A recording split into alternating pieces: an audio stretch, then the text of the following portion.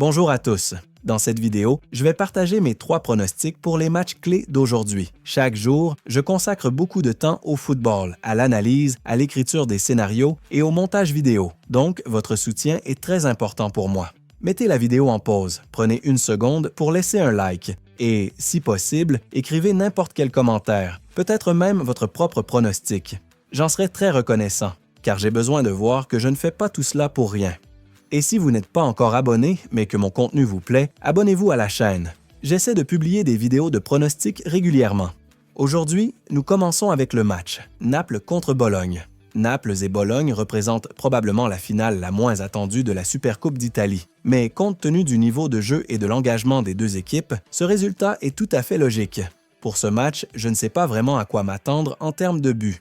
Même si les deux équipes sont plutôt pragmatiques, le statut du tournoi peut créer une atmosphère plus détendue et pousser les deux équipes à jouer de manière plus offensive. Concernant le statut de favori de Naples, on peut être d'accord d'un côté, mais de l'autre, leur avantage dans ce type de match reste très limité. Naples, c'est avant tout une équipe très structurée, bien préparée pour le championnat, tandis que Bologne est plus flexible dans son jeu et mieux adapté aux matchs à élimination directe. Étant donné que les cotes penchent fortement en faveur de Naples, je vois une vraie valeur sur Bologne et je pense que l'équipe de Vincenzo Italiano aura de bonnes chances de ne pas perdre dans le temps réglementaire. Mon pronostic pour ce match, Bologne ne perdra pas dans le temps réglementaire. Je publie des captures d'écran de mes paris avec analyse sur Telegram. Le lien est dans la description. Deuxième match du jour, Athletic Bilbao contre Espanyol.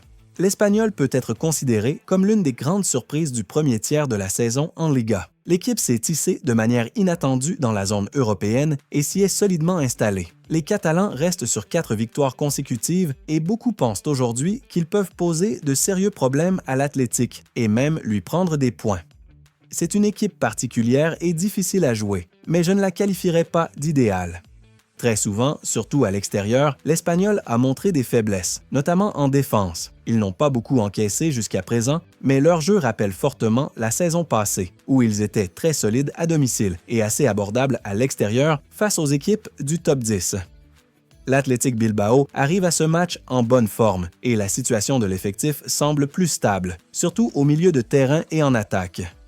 À cause des blessures répétées dans ces lignes, l'Athletic avait du mal à enchaîner les bons résultats. Mais avant la pause, je pense que cette tendance négative peut s'arrêter et que les Basques peuvent lancer une nouvelle série de victoires. Je publie des captures d'écran de mes paris avec analyse sur Telegram. Le lien est dans la description. Troisième match du jour, Fulham contre Nottingham Forest.